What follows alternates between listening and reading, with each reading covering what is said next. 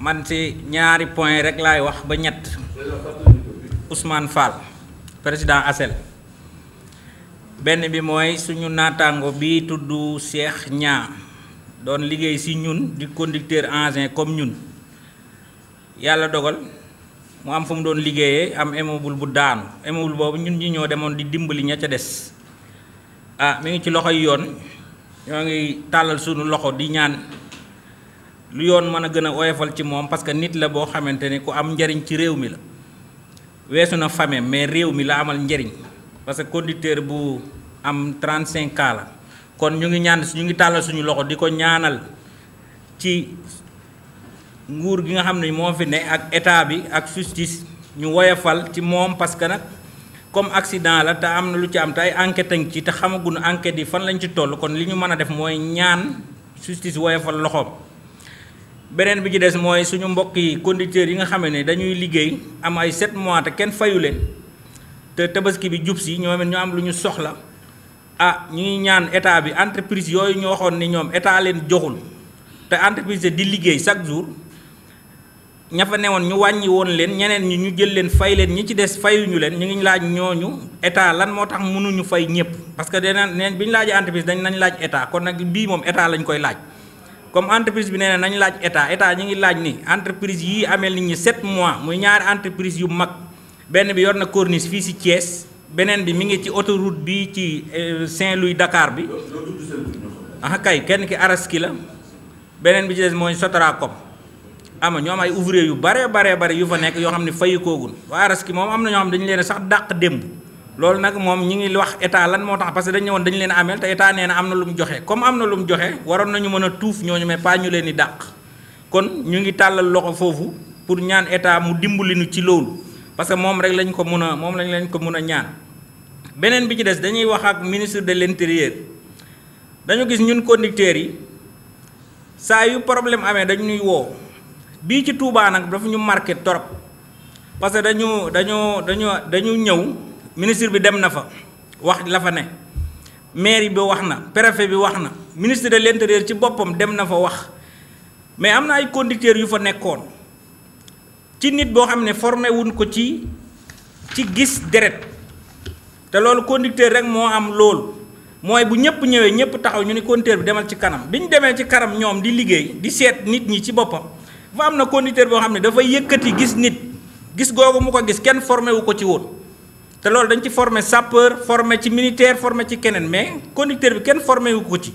loolu bi mu ko dalee moom bi mu demee ba këram affaire bi dafa des ci moom te ñi ngi tudd ñëpp te kenn tudd leen kii mi ngi wax léegi lu am solo naan formation d'accord war nañu am formation loolu ñu ngi koy demandé war nañu am école formation mais nag nit bu fekkee formé woo ko ci yenn yi mu fekkee ko boo ñëwee sax war nga mën a def benn mën nga ko war nañ ko mën a remercier ni conducteurs yi newoon fii merci parce que bi ñëpp ñëwee chauffeur yeeg préfet gendarmerie ñëpp dañu taxaw conducteur engin rek moo fi ne am na conducteur bi newoon sama ginnaaw moom ci ñi nekkoon foofu la bokk te bi ñuy liggéey jekk ba yàgg moom ñu xëcc gis nit mu mel ci anam woo xam ne moom xamul loolu séquence la bu des ci moom kon bu ñuy wax formation yu mel noonu moo tax te comme ñun fépp fu ñu dem bu ñu demee ba yëgsi dañu am foo xam ne bu ñu fa yëgsee ñëppay taxaw ñun rek ñooy dem kon ñun am na formation bu ñu koy wax foofu lañ ko jëmee mais bu doon te dawal dem wut xaalis dañuy dawal dem wut xaalis mais nag nit bu fekkee te problème amee ñëpp soxla ko kooku noonu bu nee la defal ma formation war nga loo jàpp nga bàyyi ko te wuyu ko mu ñëwaat ni la man mun naa la créer lu mat 100 000 emplois man nga loo jàpp nga bàyyi ko te déglu ko wala nga woo ko déglu ko ñi ngi fëgg fépp nag ñi ngi fëgg di yónnee ay lettre fu ne ministre de travail yónnee nañ ko lettre ministre de la culture yónnee nañ ko lettre léegi nag bii nag ministre de l'intérieur ñun rek ñoo fi defoon première mai Thiès woo sapeur yi ni leen may leen nu benn formation ndax souvent dañuy fekk 1er juin yi kon ñun bi ñu defee loolu xamoon nañ ni am na luy ñëw mais nag formation boobu dafa laaj ñu organiser ko ba ñun ñu wutal bi benn centre formation boo xam ne ñun dañuy dem toog foofu mën a former ñii ñëw ànd ak ci sapeur ànd ak ci lépp parce que léegi nag affaire bi dootu yem ci ay loxo kese parce que nag fii ñu jëmee àdduna bi moo toll foofu parce que bi ñu amee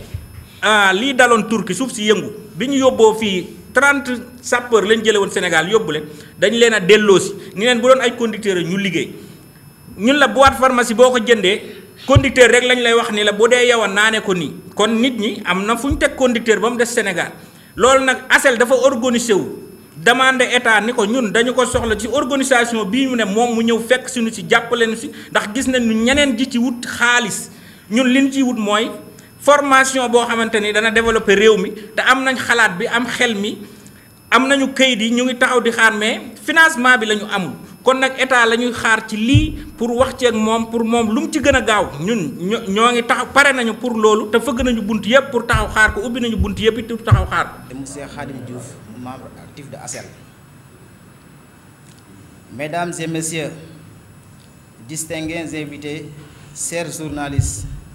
chers collègues conducteurs, honorables représentants du gouvernement, notamment le ministre de la formation professionnelle et le ministre des Mines.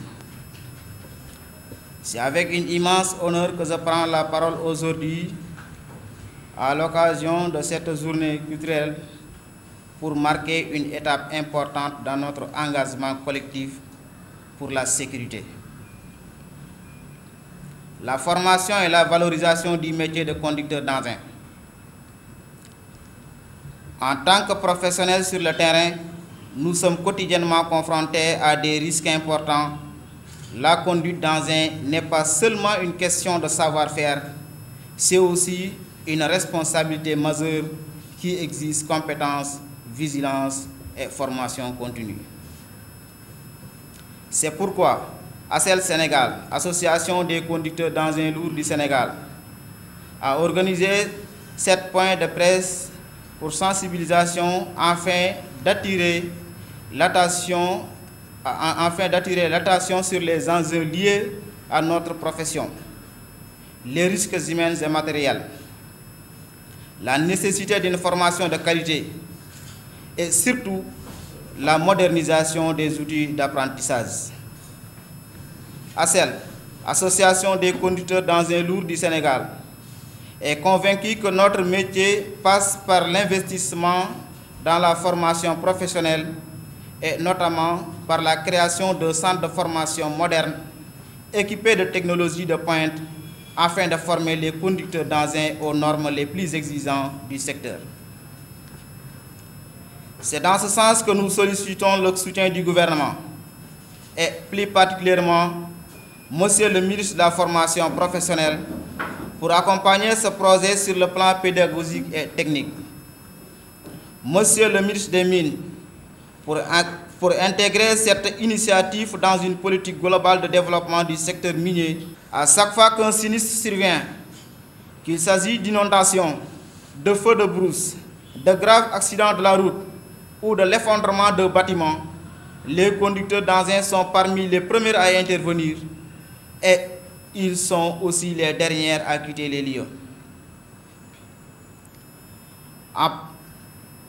Et pourtant, la plupart d'entre eux ne sont pas formés aux gestes de premier secours. C'est pourquoi ASEL, Association des conducteurs d'engins lourds du Sénégal, après les différentes interventions lors de l'effondrement de l'immeuble le 8 mai à Dakar, qui a coûté la vie à 2 personnes, et l'effondrement d'un autre immeuble à Touba, qui a coûté la vie à 11 personnes, nous avons estimé qu'il est non seulement justifié, mais indispensable que ces personnes, que ces professionnels reçoivent une formation en secourisme. Cela leur permettrait de sauver des vies en prodiguant les premiers gestes d'urgence. Former les conducteurs d'engins au secourisme, ce n'est pas un luxe, c'est une mesure de bon sens et d'efficacité de nos réponses aux catastrophes. Nous appelons donc les autorités, les entreprises afférentes dans l'exploitation minière et du BTP, les services de secours et les centres de formation à se mobiliser ensemble pour intégrer le secourisme dans le parcours de formation de tous les conducteurs d'engins.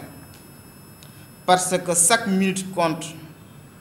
parce qu'une vie peut dépendre d'un simple geste. Et parce que les conducteurs d'engins sont bien plus que des opérateurs de machines, ce sont des maillons essentiels de la chaîne de sécurité. Enfin, ASEL va clôturer cette journée de presse par une demande adressée à la justice. Monsieur le juge, par la présente, l'Association des conducteurs d'engins lourds du Sénégal souhaite attirer votre attention sur la situation de notre collègue Monsieur Cheikh Niang, actuellement emprisonné dans le cadre d'une enquête relative à l'effondrement de l'immeuble survenu à Dakar. Nous vous prions de bien vouloir considérer notre demande avec bienveillance et de permettre à Cheikh Niang de bénéficier d'une liberté provisoire afin qu'il prépare sa défense dans les meilleures conditions possibles.